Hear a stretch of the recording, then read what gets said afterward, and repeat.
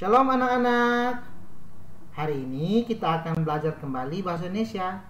Hari ini kita sudah sampai di pembelajaran 4. Nah, kalau kemarin kalian sudah mengetahui apa itu kalimat utama, apa itu kalimat penjelas, dan apa itu ide pokok, hari ini kita akan belajar lebih mendetail lagi, yaitu kita akan menentukan ide pokok suatu teks dari kalimat utamanya.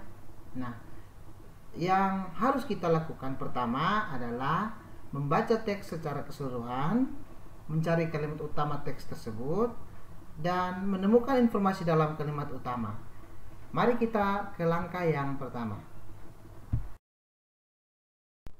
Nah, yang pertama, membaca teks secara keseluruhan. Sudah ada sebuah contoh teks yang berjudul Kehidupan Ikan Dalam Air.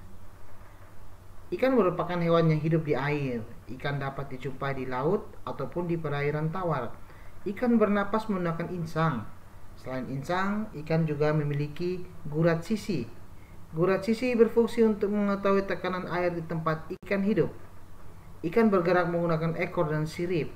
Ekor digunakan untuk mendorong tubuhnya, sedangkan sirip digunakan untuk mengatur keseimbangan dan arah saat bergerak. Selain itu, untuk memudahkan gerakannya di dalam air, ikan memanfaatkan sisik yang berlendir yang menyelimuti tubuh mereka. Nah, yang kedua, kita akan mencari kalimat utama teks tersebut. Nah, dari teks yang tadi sudah kita baca sebelumnya, kira-kira nih anak-anak, mana yang merupakan kalimat utama nih yang menjadi inti dari teks tersebut? Mari kita lihat per paragrafnya ya. Dari paragraf 1 dan juga paragraf kedua. Kita harus menentukan kalimat utamanya. Ingat, kalimat utama adalah kalimat yang menjadi inti dari sebuah teks tersebut. Sekali lagi, kalimat utama adalah kalimat yang menjadi inti atau fokus pada paragraf tersebut. Dari paragraf pertama, kira-kira fokus apa yang berada di paragraf pertama? Ya, benar. Paragraf pertama membahas tentang kehidupan ikan. Ya, paragraf pertama membahas tentang kehidupan ikan yang hidup di air, yaitu di air laut atau di air tawar. Oleh karena itu, bisa kita simpulkan bahwa kalimat utama berada pada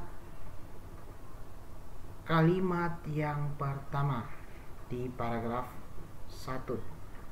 Sekali lagi, pada paragraf 1, kalimat utamanya berada pada kalimat pertama di paragraf 1. Sedangkan untuk paragraf kedua, kita lihat nih, kira-kira apa yang menjadi fokus pembahasan di paragraf kedua. Apa anak-anak? Ya, benar. Pada paragraf kedua, fokus pembahasannya adalah pada cara ikan bergerak, yaitu menggunakan ekor dan sirip. Ekor digunakan untuk mendorong tubuhnya, sedangkan sirip digunakan untuk mengatur keseimbangan dan arah saat bergerak. Tapi ada satu lagi nih pembahasan yang ada di paragraf kedua, yaitu apa anak-anak? Ya, ada juga sisik yang ikan manfaatkan untuk mempermudah gerakannya di dalam air. Ya, berarti di dalam paragraf kedua ada dua pembahasan. Yang pertama tadi tentang ekor dan sirip ikan. Yang kedua tentang sisik pada ikan yang berlendir. Ya, maka dapat disimpulkan dua fokus itu merupakan kalimat utama yang ada di paragraf kedua, yaitu terletak di kalimat pertama paragraf kedua dan kalimat terakhir paragraf kedua. Sekali lagi, kalimat utama pada paragraf kedua terletak pada kalimat pertama dan juga kalimat terakhir. Untuk lebih jelasnya, kita lihat slide selanjutnya. Nah, kali ini langkah yang terakhir adalah menemukan informasi dalam kalimat utama. Tadi kita sudah tentukan kalimat utama pada paragraf pertama dan paragraf kedua. Nah, kita sudah dapat seperti pada layar anak-anak, silakan melihat. Paragraf pertama, kita sudah dapatkan kalimat utamanya adalah ikan merupakan hewan yang hidup di air. Pada paragraf kedua, ternyata kita dapat ada dua fokus, yaitu membahas tentang ikan yang bergerak menggunakan ekor dan sirip, juga membahas tentang manfaat sisik yang berlendir pada ikan.